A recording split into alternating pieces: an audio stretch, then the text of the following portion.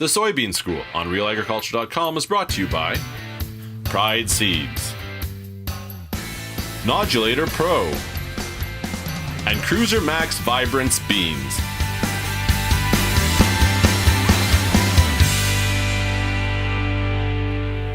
Bernard Tobin here on the Soybean School today, joined by Steph Kowalski from Agromart. Hey, thanks for taking the time. Thanks for having me, Bern. Awesome.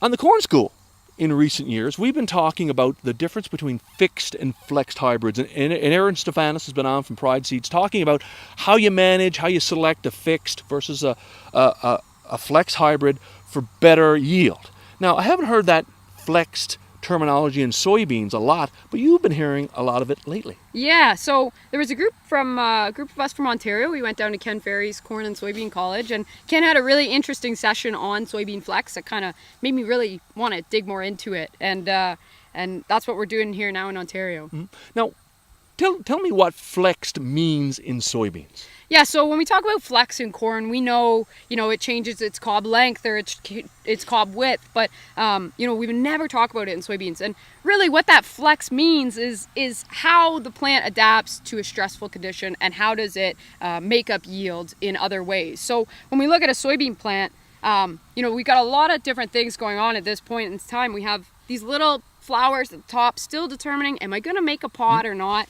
And then we get in the middle of the plant here, and we got the plant's trying to decide, can I fill all these beans? Do I have enough resources in this plant to fill this seed? Mm-hmm. And then down at the bottom, the beans are getting size to them. So the plant's really deciding, do I have enough fuel in the tank? How big can I make these beans? So, stress at this time of the year on soybeans is huge. Mm-hmm. And as well, this flex also comes down to managing the bean, feeding the bean, right? It has that flexibility if we intensify our management. Exactly. We know, putting fungicides on and we're protecting our yield potential, and we have strict thresholds for aphids and spider mites and pests that can cause a stress on the bean. And there's a reason why those thresholds increase after flowering, because that's when the bean is putting on all of its yield. So it's very interesting.